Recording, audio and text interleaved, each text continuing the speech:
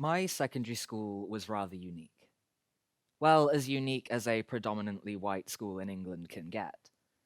For my first 2 years there, my last period, Monday to Wednesday, was called advancement. At the beginning of the year, we'd each pick a subject that we wanted to delve into further, or explore in ways not covered by the general curriculum. Then those 3 sessions a week were set aside for that. When I was 11, I dissected pig's eyes, researched rare genetic diseases, and made a PowerPoint about dinosaurs in science advancement. I had so much fun that I signed on for science again the next year. But it quickly became apparent that the course would run exactly the same as the previous year. So a couple days in, I was shuffled off to a different subject. The options were fairly limited, as some classes were understandably in higher demand than others. But retrospectively, I struck gold as I was awkwardly escorted to creative writing, halfway through a lesson. Despite awkward first impressions, creative writing advancement quickly became one of the only subjects that wasn't constantly wearing down my already fragile mental health and didn't feel like a fruitless expense of energy. It was a judgment-free environment where we could create anything we wanted, and we uplifted each other for the weird and wonderful things that sprang forth from our pubescent little minds. Unlike my regular English lessons, I wasn't expected to memorize Shakespeare or mercilessly pick prose apart until it barely resembled a shadow of its former glory. More than that, I was never told that what I was writing was inappropriate, and I never had to face the words, "You're too clever to struggle with this," when I couldn't wrap my head around analysis. It was a comfy little safe haven where there were no right or wrong answers, and it was up to us all individually to decide what was valuable to us. So, understandably, when it was announced that our next unit would be on poetry, I began subtly eyeing up the window and mentally figuring out whether or not it would open far enough for me to swan dive out and head for the hills. After a year of high school, I had developed a deep hatred of poetry. The way English literature is taught sucks all the joy out of everything. And it didn't matter how fantastic a poem was. By the end of a hefty point evidence analysis essay, I was ready to behead the poet and boycott language altogether. As it turned out, this unit would be the one that changed my life in ways that I can barely even comprehend today. It seems that many of the preconceptions that I had about poetry really only applied to a certain type. What we were specifically focusing on here was slam poetry. I'd never heard of that before, but that first lesson was perhaps the closest I'll ever come to love at first sight. To This Day by Shane Koizan is a 7-minute poem detailing the ugly truths of bullying.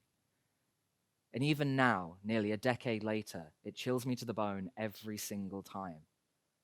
A switch flicked in my funny little brain, and suddenly, this was it. This was what I wanted to do.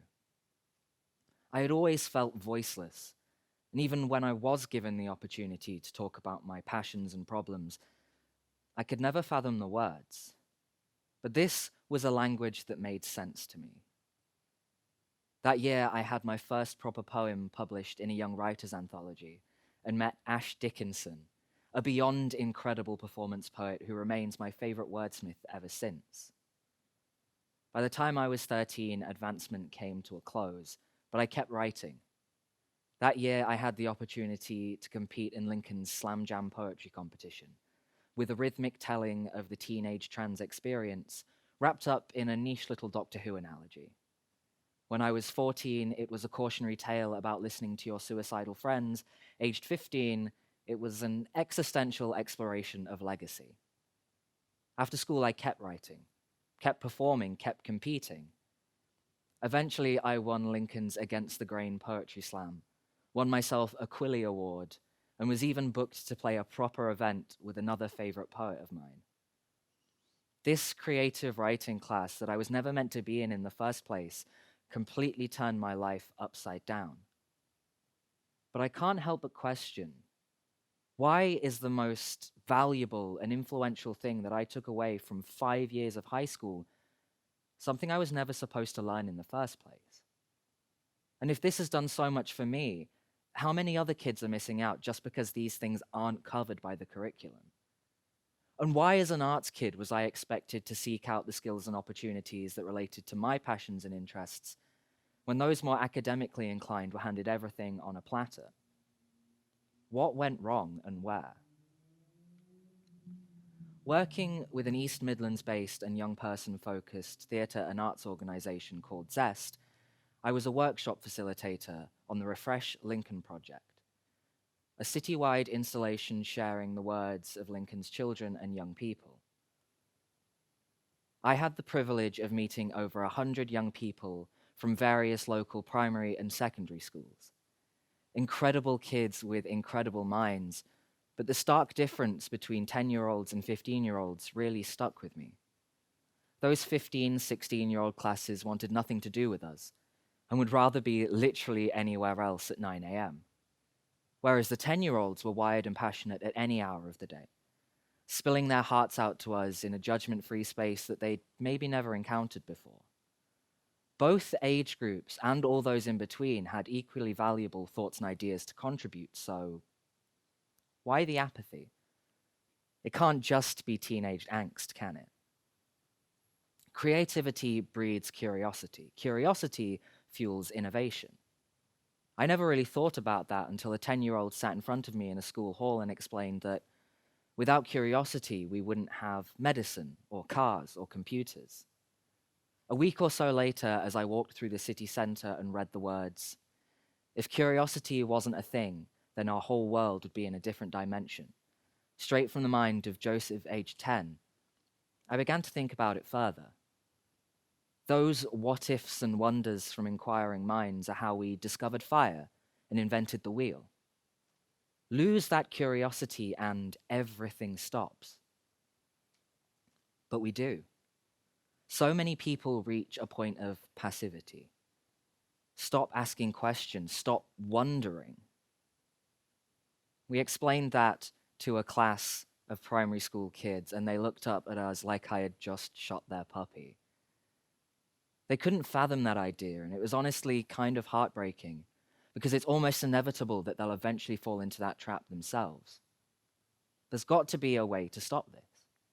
Humans are inherently curious and creative, and some of us manage to keep hold of those valuable traits. So we need to find the root of the problem. But let's be honest, we already know where this is going. It's school. When you're a kid, you learn through play. You count with dinosaurs, tell stories about dragons and Cthulhu, and paint pictures of flowers with your fingers. When you hit high school, it's textbooks and exams and detention for wearing a bracelet that you can't even see under your blazer sleeve. The September after you turn 11, the process of sucking out your personality begins. More kids these days leave school with trauma than those who leave with confidence for their life ahead. But it doesn't have to be this way. Traditional education just doesn't work. The curriculum doesn't set you up for life. The teaching and testing methods are ineffective and prove nothing. The rules are borderline totalitarian. Things need to change, and changing these systems is not the impossible task that people would have you believe. Just look at Sudbury schools, for example. Sudbury schools typically have no testing, no homework, and no set lessons. They operate within a democracy in which staff and students all have equal influence. And when it comes to issues of suspension or expulsion, these cases go through a student-led judicial system in which every single student has a vote. Your time is your own and your learning is self-governed. There is age mixing, which is proven to have a positive effect on social development. And they operate a free market where students of all ages can apply for business permissions. It sounds borderline utopian. This is a system that is essentially a thriving community within itself. And while the tuition fees sit at around £4,000 to £9,000, that's exactly the same amount that the government pay per student in traditional schools. And these students statistically outperform their peers. These systems are not an impossibility. Closer to home, I looked at the XP Schools Trust. XP standing for expectations, expeditions, experts, and experience. These schools in the Doncaster area have built a system and a community that differs from tradition but sees fantastic results.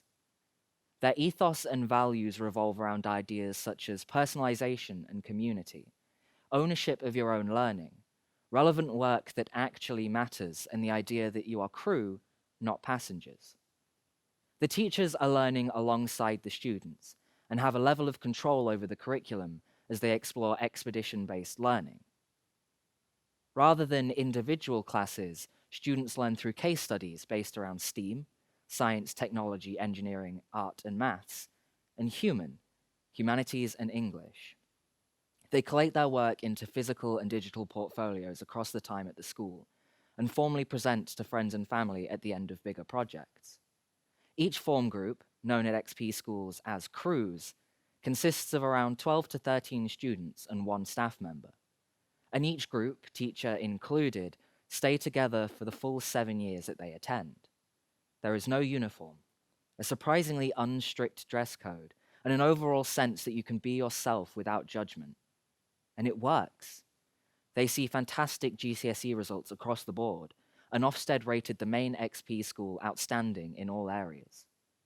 We have proof that these alternative forms of schooling work. Now we just need to see them made mainstream. Traditional schools may work for some, but for most they're ineffective. Change needs to come, regardless of the ignorance of our governments. Hell, Dave Brown said, education systems are the exact solution we came up with to remedy ignorance. If we're still ignorant, that solution is not working properly. I never felt like I was made for school, which is weird because I love learning. I value knowledge so greatly, whether or not some of that knowledge is useful is beside the point. I just get really excited whenever I bank a new piece of interesting information or finally understand a new concept. It's magical. But that's not what school's about, not really. To me, it all just felt like a colossal waste of time. But hey, thanks to my rich, comprehensive education, I only don't know how taxes work, what my human rights are, what exactly a mortgage is, or how to look after my mental and physical health.